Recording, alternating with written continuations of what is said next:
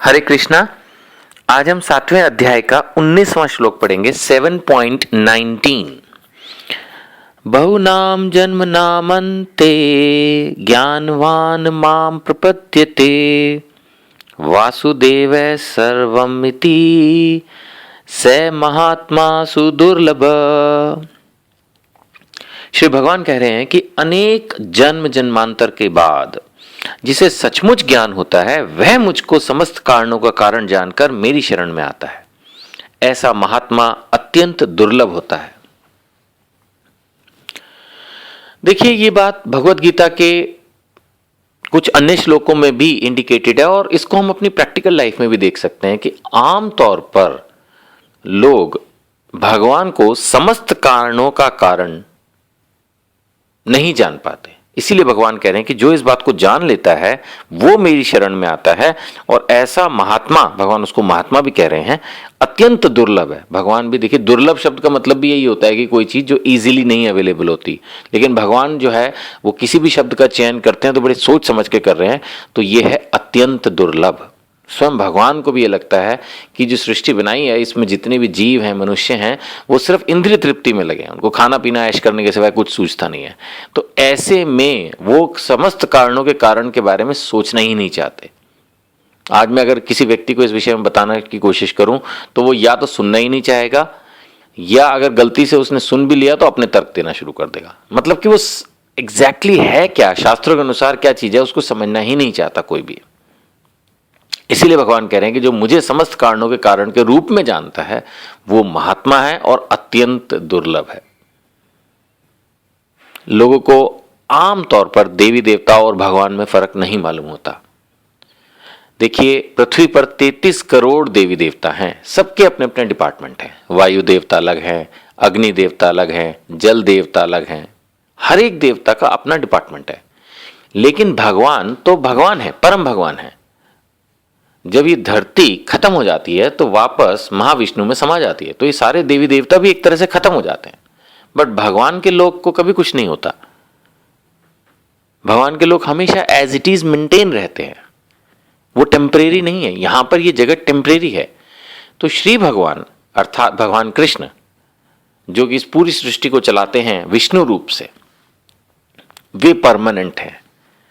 तो ऐसे धाम में जाना, गोलोक धाम वृंदावन में जाना, भगवान के वैकुंठ लोकों में एंट्री करना, ये होता है हमारे जीवन का लक्ष्य, मानव जीवन का लक्ष्य। मानव जीवन का लक्ष्य खाना पीना ऐश करना नहीं है। ये ऐश तो हम पंछी के रूप में भी करते हैं, रादर ज्यादा करते हैं, टेंशन भी नहीं है।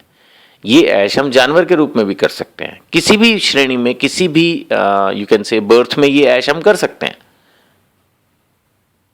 लेकिन मनुष्य का जो जीवन मिला है वो इसलिए मिला है कि हम अध्यात्म को समझें। खाने पीने और अपनी बीवी बच्चों की देखभाल तो करनी ही है, बट उसके साथ साथ हम इस बात को समझें कि मानव जीवन क्यों मिला, भगवान कौन है, हम कौन है, आखिर ये धरती किसने बनाई। ये पूरा जो जगत है, धरती तो सिर्फ एक छोटा सा प्लेनेट है। अब तो ये तो साइंस ने ही बता दिया। तो किसने बनाया, कौन है जो इसको कंट्रोल कर रहा है, क्रिएट कर रहा है, क्या उसका ऑब्जेक्ट है। ये सब बातें सोचनी समझने के लिए हमें मानव जीवन मिला है। जब हम इन बातों को समझेंगे तब हम इसके लक्ष्य को, कि उस चीज को जिसके लिए ह्यूमन बर्थ मिला, उसको पाने के लिए तभी तो उस दिशा में अग्रसर होंगे। बट आम तौर पर आदमी सिर्फ खाना पीना ऐश करने के चक्कर में ही सारा टाइम लगा देता है और वो इन चीजों में इंटरेस्ट ही नहीं लेता। उसके पास 2 मिनट भी नहीं है कि वो इन बातों पर on an average per day invest करे। तो कैसे उसको मानव जीवन का लक्ष्य मिलेगा? नहीं मिलेगा। वो शायद एक बड़ा साइंटिस्ट या किसी गवर्नमेंट की बड़ी पोस्ट पर पहुंच जाएगा, या शायद एक बड़ा बिजनेसमैन, इंडस्ट्रियलिस्ट बन जाएगा, लेकिन उसको सक्सेस नहीं मिलेगी लाइफ में। सक्सेस नहीं मिलेगी। आप बोलेंगे कैसे आप इसको मेजर करेंगे? सक्सेस ये है कि सपोज आप इमेजिन कीजिए कि एक बिजनेसमैन को पता चलता है कि भाई वो जो कमा रहा है वो 1 साल तक उसको यूज करेगा और अगले साल 0 हो जाएगा। तो क्या आप उसको सक्सेस मानेंगे? वो हो सकता है कि यार 1 साल तो ऐश हो रही है ना, हट जा दो, बस बात मत कर बीच में। तो ठीक है, आपकी इच्छा है, बट बाद में तो 0 ही हो जाना है। तो वही चीज है, अगर हम इस जीवन में कुछ भी कमाते रहें और अल्टीमेटली अचानक किसी भी दिन हम इस सबको छोड़ के चले जाएं, कितने कितने बिजनेसमैन, ये मेरे साथ भी हो सकता है, किसी के साथ भी हो सकता है, बड़े बड़े लोग जिन्होंने अपने जीवन में इतनी सफलताएं हासिल की, अचानक किसी भी क्षण सब कुछ छोड़ के चले जाते हैं। फिर अगले जन्म में फिर से उनको माता के गर्भ में जाना है। अगर मनुष्य योनि मिली, ऐसे कर्म किए होंगे, नहीं तो पहली बात तो यही मिलना मुश्किल है। अगर इस जन्म में हमने नॉनवेज खाया है, अगर इस जन्म में हमने वाइन पी है, दूसरी स्त्रियों का संग किया है, पुण्य कोई काम किया नहीं, भक्ति कोई की नहीं, तो क्या होगा? अगला जन्म तो फिर जानवर का ही मिलना है। अगर मनुष्य जन्म मिला भी किसी पुण्य की वजह से, किसी अच्छे कर्म की वजह से, जो सोचते या चलो मान लेते कैसे भी किया, तो भी 9 महीने तक पेट में उल्टा लटकना पड़ेगा। उसके बाद फिर वही दोबारा से ABCD पढ़नी पड़ेगी, वही सारा प्रोसेस है। तो आखिर कब तक ये बर्थ डेथ साइकिल में हम उलझे रहेंगे? लाखों जन्म बीत चुके हैं इसी तरह से। अब हमें चाहिए कि कम से कम श्रील प्रभुपाद की कृपा से, भगवान कृष्ण की कृपा से भगवत गीता का ज्ञान जो है वो सब जगह डिस्ट्रीब्यूट किया जा रहा है, तो उससे हम समझें कि ह्यूमन लाइफ किस लिए मिली है, what is the aim of human life. इस बात को हमें चाहिए कि हम समझें। लेकिन अगर हम समझना नहीं चाहते तो हम दुर्भाग्यशाली होंगे। मैं बार बार हर बार इस बात को रिपीट करता हूं ताकि कभी कोई व्यक्ति अगर एक श्लोक भी सुनने का प्रयास कर रहा हो तो प्रभुपाद जी के इस मैसेज को समझे कि कहीं पर भी प्रभुपाद जी या भगवान कृष्ण ये नहीं कह रहे कि आप सब काम छोड़कर जंगल में चले जाओ या भगवा वस्त्र पहन के मंदिरों में रहना शुरू कर दो। क्योंकि आमतौर पर कोई भी बात सुनते आदमी का फर्स्ट रिएक्शन यही होता है, जो खासकर सक्सेसफुल बिजनेसमैन है, तो क्या हम अपना बिजनेस करना छोड़ दें, क्या हम अपना जॉब छोड़ दें, क्या हम अपने बीवी बच्चों का ख्याल ना करें? करिए सर, भगवान ने 24 घंटे का दिन बनाया है। अगर आप 10 मिनट, 15 मिनट, आधा घंटा भी इसके अंदर लगाएंगे तो आपको नॉलेज मिलनी शुरू होगी और आपके जीवन में एक पॉजिटिव शुरुआत होगी। थोड़ा समय तो इसके लिए निकालने का प्रयास करना ही होगा। नहीं अगर आप करना चाहते, आपकी इच्छा है, भगवत गीता के माध्यम से ये चीज़ क्लियरली मतलब अवेलेबल है, ये नहीं कि I am telling, it's very clear. अगर आप इस जन्म में भगवान और उसके विषय में कुछ जानना ही नहीं चाहते तो ठीक है, फिर आपको मानव जीवन का लक्ष्य प्राप्त नहीं होगा, ये गारंटी है, नहीं होगा।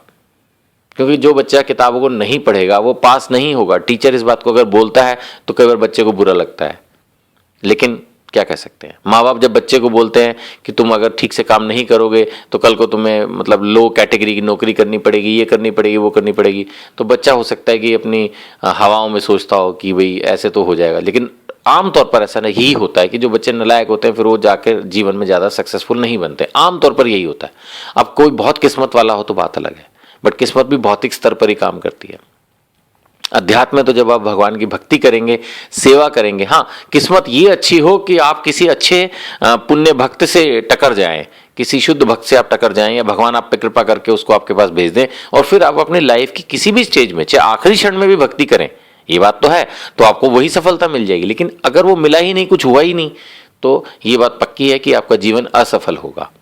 असफल की डेफिनेशन मैं फिर से बोल दूं, असफलता का मतलब ये नहीं कि आप अपने बिजनेस में सफल नहीं होंगे, हो सकता है उसमें आप 1000 करोड़ रुपए रोज के कमा रहे हो, लेकिन असफलता का मतलब है, सफलता का क्या मतलब है, मैं पॉजिटिव लेता हूं बजाय ये कहने की असफल होगा।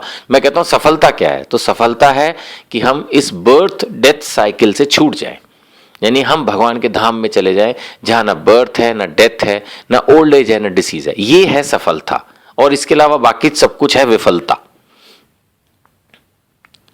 आप प्लीज कोई भी इस चीज को बुरा ना माने कि मैं बोल रहा हूं कि हमारा जीवन असफल होगा, तो मैं एक्चुअली चाहता यही हूं दिल से कि मैं खुद भी और जो भी लोग इन श्लोकों को सुन रहे हैं वो अपने जीवन में सफलता की ओर आगे बढ़ें। और भगवत गीता के अनुसार, श्रीमद् भागवतम के अनुसार हमारे जीवन की सफलता की परिभाषा है कि हम इस बर्थ डेथ साइकिल को छोड़ दें। जब तक ये बर्थ डेथ साइकिल हमारे ऊपर लगी हुई है तब तक हमारा बार बार जन्म होगा, हम बार बार बड़े होंगे, पढ़ लिख के ABCD बार बार सीखो, फिर से दोबारा बड़े हो, फिर से नौकरी करो, बिजनेस करो, फिर से कुछ ना कुछ करो, और फिर बुढ़ापे हो जाएगा, फिर बीमारियां लगेंगी, फिर मुसीबतें, फिर वही डेथ, फिर वही बर्थ, लगे रहेंगे।